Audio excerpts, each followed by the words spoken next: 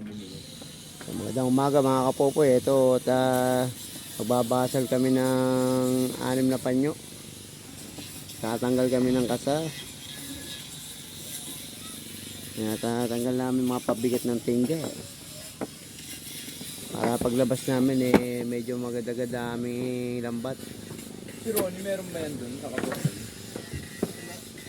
Sinali ko nga yan ayaw niya. Ayaw niya. Wala raw siya pera.